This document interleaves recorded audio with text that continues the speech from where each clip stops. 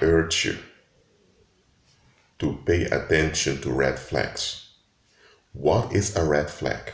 A red flag is a signal that something is amiss somewhere. A red flag is not an indicator that someone is dangerous. Let me make that clear. A red flag is not an indicator that someone is dangerous. A red flag is an indicator that something is amiss somewhere. You may have a friend that tells you about his spouse, and he tells you that his spouse is working a lot all the time. That his spouse his wife is working like 40 hours in a week. He tells you that, and later you think about, hold on a minute. Why would a woman prefer to be at work for so long and not spend time with her family? Because then he knows, okay, this situation doesn't add up. You don't really know exactly what's going on, but you sense that something's going on that's not right. That's a red flag. Does that mean that that friend of yours is dangerous? No, it means that in his marriage, there's something that's amiss. And you can realize that that thing that's amiss will soon cause trouble. So when you notice that red flag, it may not be wise to just tell your friend, dude, I think something is not right with your wife being away from home that often. Maybe it's not wise for you to do that. Your friend may not be ready to hear that. But what you can do for yourself is, okay, I notice that in this marriage there's something amiss. I will not talk too much with this guy anymore, because sooner or later, when the situation escalates, it may affect others around, and I'm around, so I better lower contact. You notice a red flag and you acted in a constructive manner. You didn't cut off that friend. You didn't do anything like that. You just lowered contact so that when things escalate, you are in a safe position, because you know that between male and females in the world, when things escalate, they often turn to a third party for relief. And you realize, okay, I don't want to be an available third party. So noticing a red flag is about acknowledging the indicators that something is amiss. Or someone may tell you that they have a job, and you ask them how much they pay them for a job, and they tell you how much they're being paid, and you think, hold on a minute. With your age and with your experience and with your education, they shouldn't be paying you that. So then you realize, okay, something's amiss over here.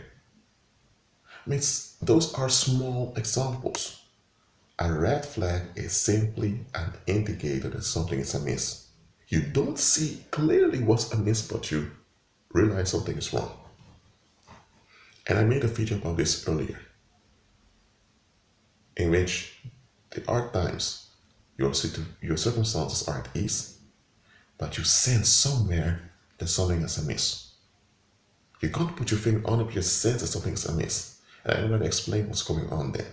That is when people are opposed to you, but they can't justify why they are opposed to you, and they also don't want to give up their opposition against you because they're dependent on looking down on you to feel good about themselves. So they invested their mental stability in you being the bad guy or in you being nothing, so that they are something.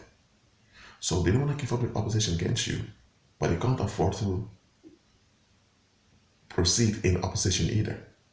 So now they're anxious, and this anxious creeps them out and frightens them.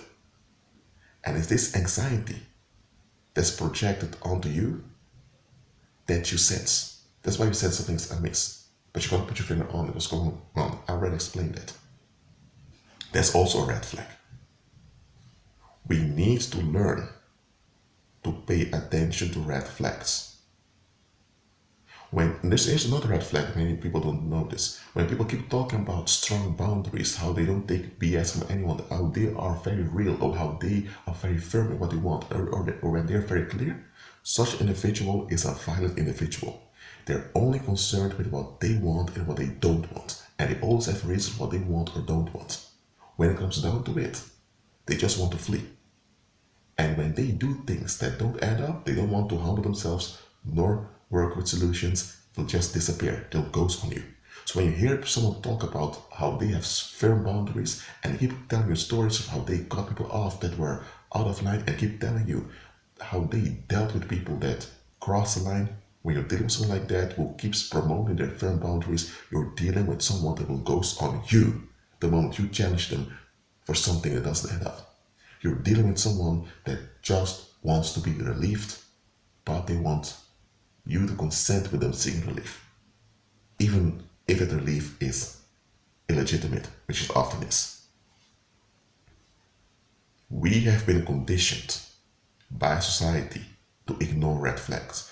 We've been conditioned to be blind to warning signals. Because we've been conditioned to perceive narcissistic behavior as self-defense. We have been conditioned to perceive exploitation as demanding respect. There are so many things we've been conditioned into that simply cannot be justified when you look at the bigger picture. But because we've been conditioned by those things, we are partly blinded from noticing red flags.